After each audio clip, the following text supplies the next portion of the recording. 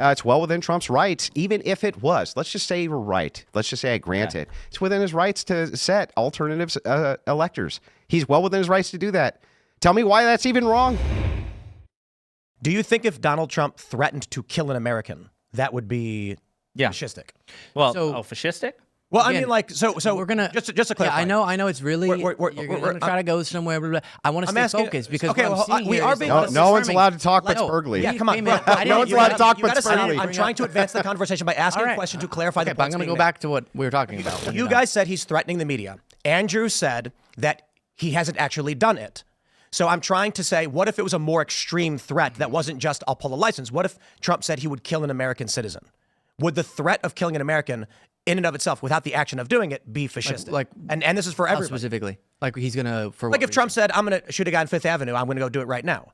My point being, threatening to take legal action, we can argue whether... Like it seems kind of a legalese question. So I'm trying to shift it to, let's talk about an extreme action Trump could threaten. Okay. Well, I still haven't gotten an explanation of how it's acceptable to try to block the peaceful transfer of power from Andrew, which is what I keep saying. You brought up the fascism word. I said, hey, I get that people get real bogged down, which is why I've had hours of discussions about that particular term. I came here interested to see if MAGA figures could defend the actual actions, not the label, but the actions. And I'm yet to hear you walk through any of them.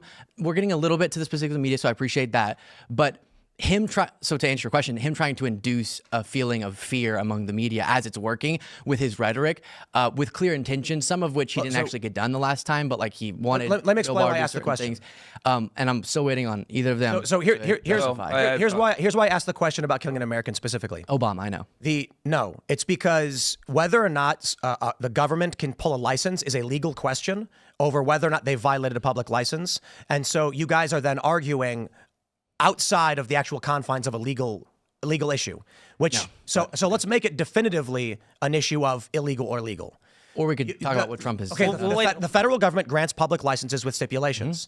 If you want to debate whether or not they can or can't, that's a legal procedural question. You understand you can have the governmental power to do something, but how you leverage it for the purpose. This is why I tried shifting away to something more direct, like killing somebody. A threat to kill somebody is a direct question. Again, the government can kill people. The government can kill people. Right, so that's what I'm saying. Like, to me, this belies the point of it. Like, this idea that it can't be authoritarian or it can't be fascist if it is within the technical legal confines of the federal government. That's absurd. That's not the point I'm making. Of course. Which is why, again, the semantics would be really important here to clarify what we mean when we say fascist. No one's bringing that up. We don't care about the labeling. Yeah, I'm bringing it up, Spurgley. We're giving you specific. Yeah, but that doesn't actually tell me what we mean by this. Guys, sure, it makes for great clips, but we don't need the ad hominems. You called him boring. You're calling him Spurgley. We don't need to do that. Oh, well, boring. I'm in the conversation. I don't think you're boring. I don't think you're boring.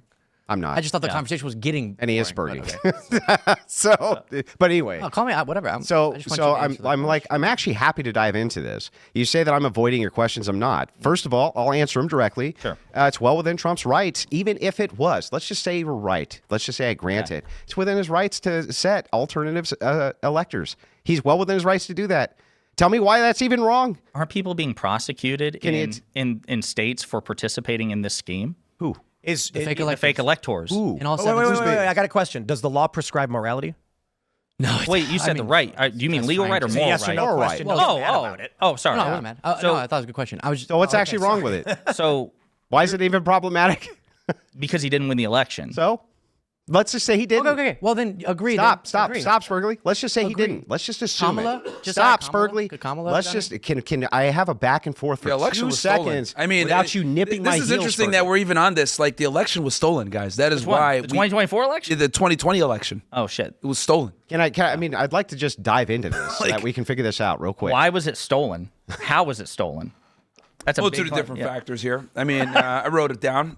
We got the mail-in ballot fraud. That was a pretty sleek move there. Dominion voting systems, vote counting observers, late-night ballot dumps, ballot harvesting, double voting, foreign interference, improper voter registration practices, manipulation by poll workers, geolocation data, surveillance footage, whistleblowers, vulnerabilities in election laws, suppression of the Hunter Biden laptop. I mean, what else? I mean, I think anyone with any common sense would understand, because we're talking about the fascism, and he challenged the election, all this other stuff. Let's talk about why he challenged it. It was because he lost. No, because it was stolen. Right. It was stolen. sure? There's a multitude of evidence to show that the court- 2020 election, there was some type of interference to some degree. There's a multitude. Which court he was able to demonstrate that in? Pennsylvania, in the lower court, ruled on the merits that they It was violated. like a procedural, but not. No, it was an actual fraudulent hearing things where he's talking about. the judge said that the Constitution of Pennsylvania was violated by the implementation of universal mail-in voting.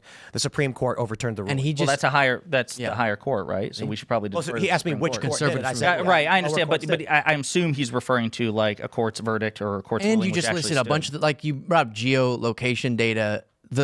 That was in like 2,000 mules, and they had to admit when Yeah, but the point I'm reason trying to make this is is a that terrible there's a argument- multitude of different factors. The reason that this is come a into terrible why. argument is because if I say, okay, well, then who got prosecuted for insurrection? You'll say, well, just because they weren't prosecuted for insurrection doesn't mean it wasn't an insurrection. It's No, like, I'm saying you oh, actually have to okay, prove great. claims, not just just make because, them. well, hang on, Luke. Yeah. Well, just because he wasn't able to demonstrate that the election was stolen in a court because they threw most of it out on standing doesn't mean it wasn't stolen. It just means that we had a bunch of What judges about the guy- who went after it on standing.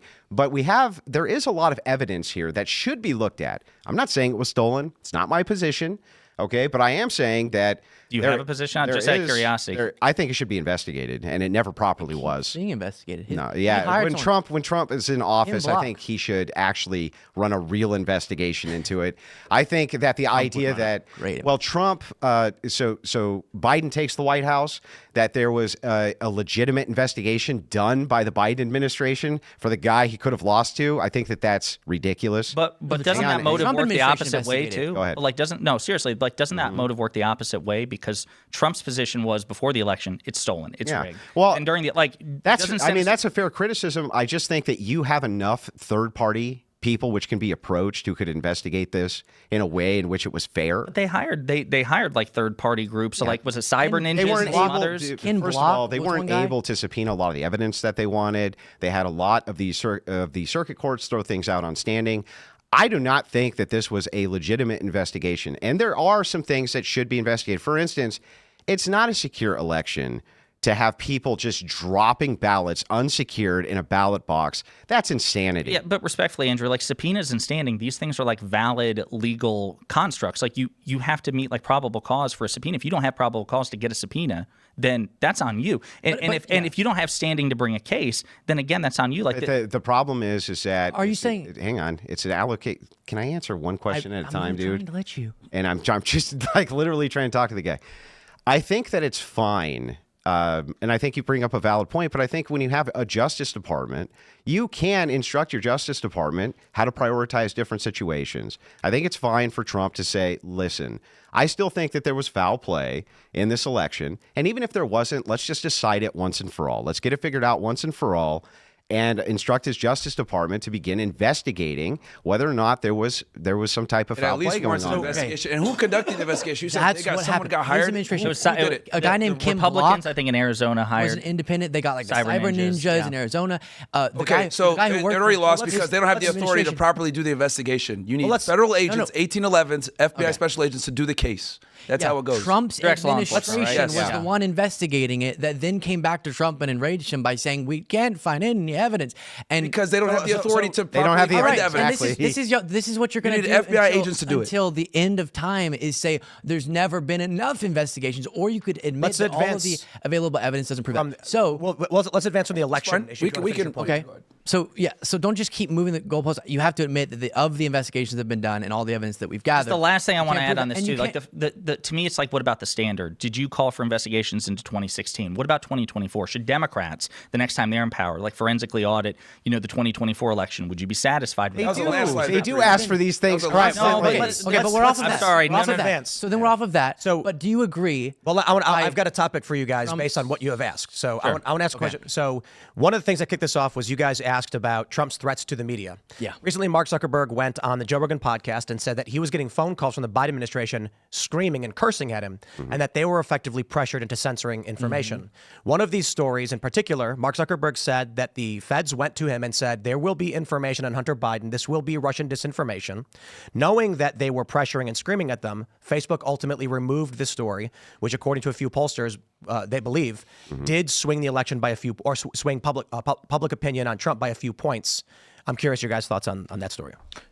I was just to say, if there's like any evidence that the Biden administration threatened Facebook to like censor disinformation, that's fucked up, and I would condemn that wholeheartedly, 100%. But so number one, I think Zuckerberg was asked about this by, was it Rogan? It was like, do you have any like, evidence of that or any recordings? He was like, no, unfortunately. And to me, the other thing I really want to emphasize here, every administration, including Trump's, engaged with social media to like the intelligence agencies to like say, hey, this might be a potential terroristic threat. This might be a violation of national security. This might violate your own TOS, number one. And number two, I recall during the Twitter Files congressional hearing, we found out that even on petty shit, that the Trump administration reached out to Twitter to ask them to remove a tweet by Chrissy Teigen, John Legend's wife, because she called him a pussy ass bitch. Like there's never like a perfectly demarcated line, but I expect that there's going to be engagement between social media and the intelligence agencies of every administration. But when you're asking people to take down tweets because you referred to the president as a pussy ass bitch, that's weak. So let me respond to this. Yeah, but if they did, we'd be against it. Dude, I don't like, just calm down. You'll get a chance. So anyway, to respond to this, that I think you make some valid points, but there's some there that aren't really valid. So yeah, sure. So let's say someone in the Trump administration or even Trump himself is like, hey, can you take this tweet down? I don't like it. It hurts my feelings, right? Fine. You can condemn it. You can say, it's an abuse of power or something like this. Seems like a kind of vague abuse of power. But there's a distinction when Facebook is being contacted by the Biden administration to tell them to censor all anti-COVID vaccination information, period. To take those things down, to throw people off who are disseminating this information, this and that. He says, this is now narrative building. This is, I want you, this giant, enormous media outlet, to build the narrative that my administration wants. And I'm going to use the coercive power of my office to do it. There's a distinction, I think, between that and I don't like this tweet, take it down. Thanks for watching this clip from the Culture War podcast. We're live every Friday, 10 a.m. to noon, so subscribe and come hang out.